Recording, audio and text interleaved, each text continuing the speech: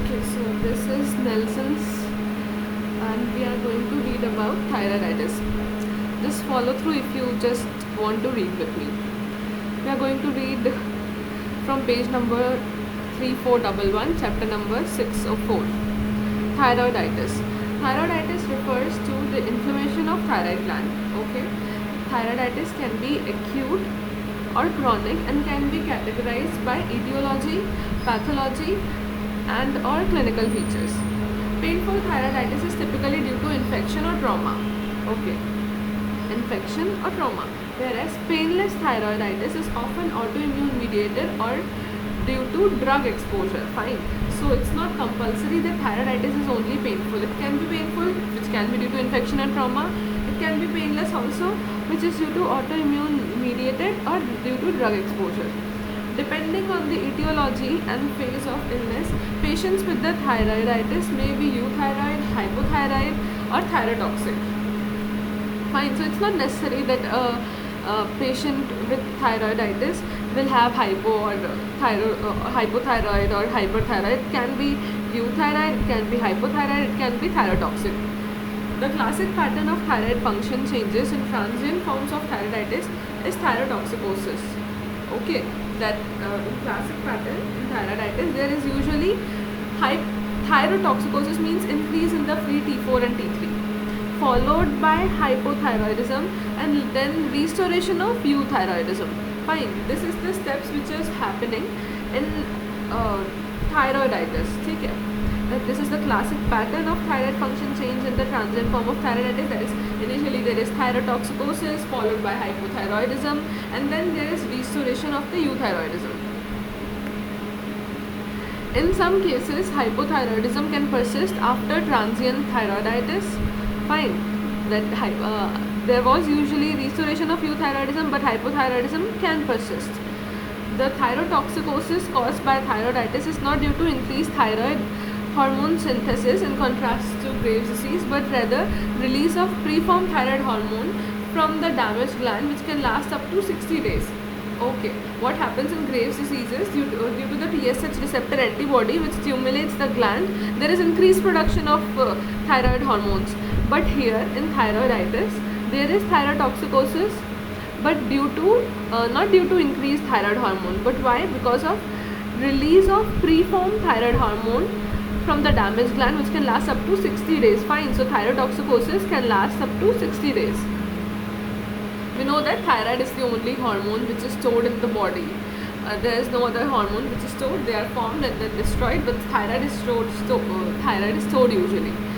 Treatment for patients with thyroiditis is directed by alleviating the symptoms of pain and symptoms of thyrotoxicosis such as tachycardia, palpitation and tremors. So we should treat the patient with thyroiditis by relieving the symptoms of pain and symptoms of thyrotoxicosis like tachycardia, palpitation and tremors. Non-steroidal anti-inflammatory drugs usually alleviate the thyroid pain effectively, so we have to give NSAIDs for pain, thyroid pain, but a short course of steroid can be considered if pain is severe. Okay, if pain is severe, then what we can do? We can give a short course of steroids. Because the thyrotoxicosis is caused by release of preformed thyroid hormone, anti-thyroid drugs which block the thyroid hormone synthesis are ineffective. Instead, treatment with the beta blockers may be used to control the cardiovascular symptoms until the thyrotoxicosis is resolved. So what we do in Graves' disease is we give anti-thyroid hormone which will stop the thyroid hormone production, which was more in Graves' disease. But here, there is no increased hormone synthesis, there is just increased hormone release. So anti-thyroid drugs are of no use here. Fine. So what can be used is treatment with beta blockers, as it controls the cardiovascular symptoms until the thyrotoxicosis gets resolved. Thyroid function test should be monitored every 6 to 8 weeks until they normalize. If the hypothyroidism is prolonged or symptomatic, replacement with a levothyroxine may be initiated. Right, we saw that after thyrotoxicosis there is hypothyroidism and then there is euthyroidism. But if the hypothyroidism stage persists or prolonged, then we can replace by levothyroxine. Now coming to thyroiditis with pain. It can be due to acute infectious thyroiditis. Acute infectious is also suppurative thyroiditis. is uncommon in children and typically is preceded by respiratory infection or pharyngitis. What we should know is this is uncommon in children. Painful thyroiditis is uncommon in children and it is usually preceded by a respiratory infection or pharyngitis. The most common pathogenic organism are alpha hemolytic streptococci and Staphylococcus aureus. Fine, organism are alpha hemolytic streptococci and Staphylococcus aureus, followed by gram-negative organism and anaerobic bacteria. Other pathogens including the mycobacteria, fungi and pneumocystis cause more indolent infection and occur in immunocompromised patients. Fine, these by fungi and mycobacteria, they occur in immunocompromised patients. Abscess formation can occur and the left thyroid lobe is more commonly affected than the right thyroid lobe. Fine, in the acute suppurative one, abscess formation more common in thyroid lobe is more commonly affected. Left thyroid lobe. Recurrent episodes or detection of mixed bacterial flora suggest that the infection arises from a pyriform sinus fistula. If there are recurrent episodes occurring or there is a detection of what? Mixed flora, mixed bacterial flora, there are multiple organisms causing that, it can suggest that the infection is arising from where? Pyriform sinus fistula or less commonly from a thyloglossal duct remnant. Fine, if there is recurrent episodes, infection is arising from pyriform sinus fistula or less commonly from a thyloglossal duct remnant. Acute infectious thyroiditis is characterized by acute onset of neck pain. Okay, thyroid tenderness, there will be swelling, erythema, dysphagia and decreased range of motion of the neck. This is how the acute infectious thyroiditis will present with, right?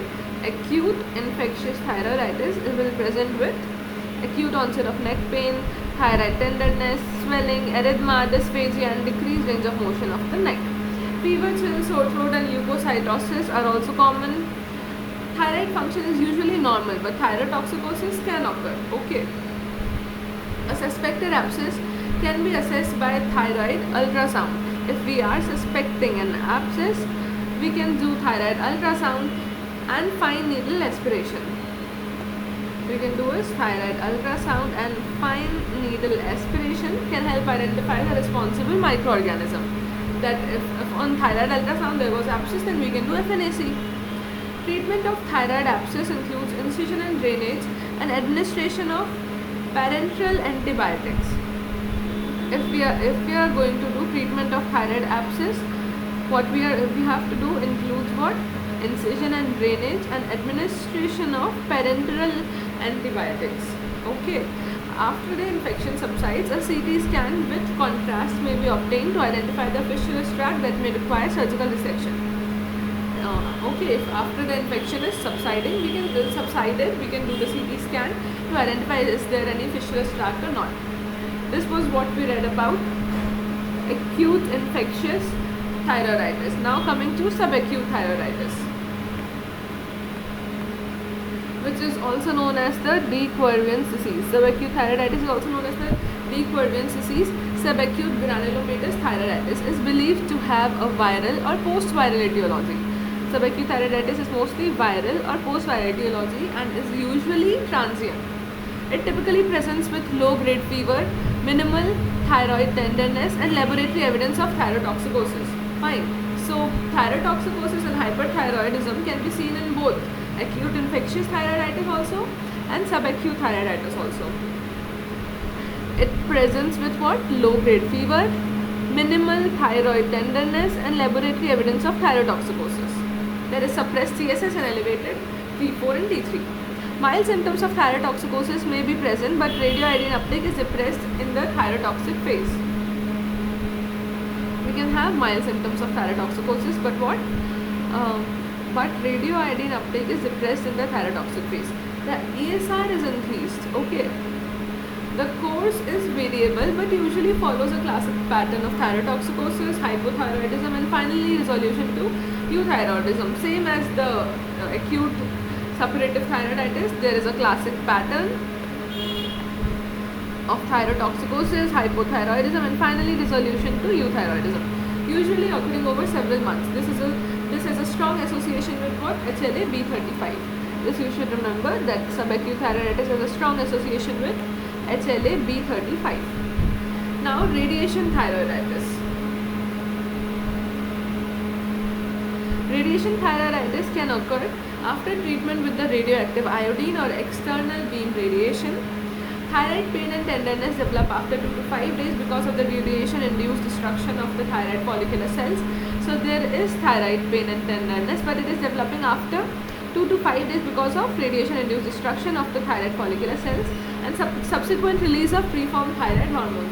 Here also there is subsequent release of preformed thyroid hormone. The neck pain is responsive to anti-inflammatory therapies.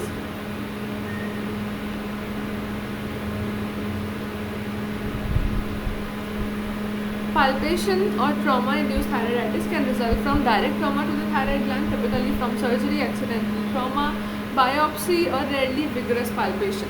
Fine. Even vigorous palpation can cause trauma-induced thyroiditis or palpation. Palpation or trauma-induced thyroiditis. Okay. Now coming to thyroid, this was all about thyroiditis with pain. What we read in this is acute infectious thyroiditis, subacute thyroiditis, radiation thyroiditis, and palpation or trauma-induced thyroiditis. Now coming to thyroiditis without pain. Let's see. Starting with autoimmune thyroiditis or Hashimoto thyroiditis, chronic lymphocytic thyroiditis. Autoimmune thyroiditis is what?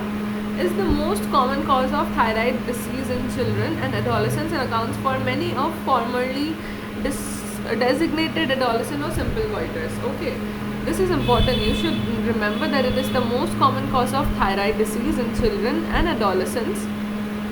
Autoimmune thyroiditis. And accounts for many of the formerly designated adolescent or simple goiter. It is most common cause of acquired hypothyroidism with or without goiter. Between 1 and 2% of the school-age children and 6 to 8% of the adolescents have positive thyroid antibodies as evidence of autoimmune thyroid disease. Fine. But there is mostly what? Hypothyroidism. There is acquired hypothyroidism in this. There is what? In the autoimmune thyroiditis, there is acquired hypothyroidism. Fine. And it is most common cause of thyroid disease in adolescent and children. Let's look at the etiology first. This typical organ-specific autoimmune disease results from a combination of inherited susceptibility in genes involved in immunoregulation and from the environmental triggers, both poorly characterized. Early in the disease, there may be a thyroid hyperplasia only. This is followed by infiltration of lymphocytes and plasma cells into the thyroid follicles and formation of lymphoid follicles with the germinal center. So what is happening is there is infiltration of lymphocytes and plasma cells into the thyroid follicles, and there is what? Formation of lymphoid follicles with germinal centers. Chronic inflammation eventually leads to follicular fibrosis and atrophy. What is happening is due to the chronic inflammation, it leads to what? Follicular fibrosis and atrophy. This is not very common that there is follicular fibrosis and atrophy. Certain human leukocyte antigen types HLA-DR4 and HLA-DR5 are associated with increased risk of goiter and thyroiditis, and others HLA-DR3 are associated with atrophic variant of thyroiditis. Right? So DR4 and DR5 have increased risk of goiter and thyroiditis, and 3 has increased risk of atrophic variant. A variety of different autoantibodies to thyroid antigens are also present. Circulating antibodies to TPO antibodies or thyroglobulin are detectable in most children with the autoimmune thyroiditis and many patients with the Graves' disease. Fine, this you should remember, that circulating antibodies to there are what? Circulating antibodies to thyroid peroxidase or thyroglobulin are detected in the most children with the autoimmune thyroiditis and many patients with Graves' disease also. Which antibodies are detected? TPO, that is thyroid peroxidase antibody, or thyroglobulin antibodies. TPO antibodies are involved in the activation of the complement cascade and antibody dependent cell mediated cytotoxicity. Fine. What are TPOs doing? They activate the complement cascade and antibody-dependent cell-mediated cytotoxicity. And the thyroglobulin antibodies do not appear to play a role in the autoimmune destruction of the gland. TSH receptor blocking antibodies may cause thyroid atrophy and have been demonstrated in 18% of the patients with a severe hypothyroidism in which the TSH is more than 20 microunits per liter caused by the autoimmune thyroiditis. It's not micro, I think. I read it wrong. Sorry. M is for milliunits, right?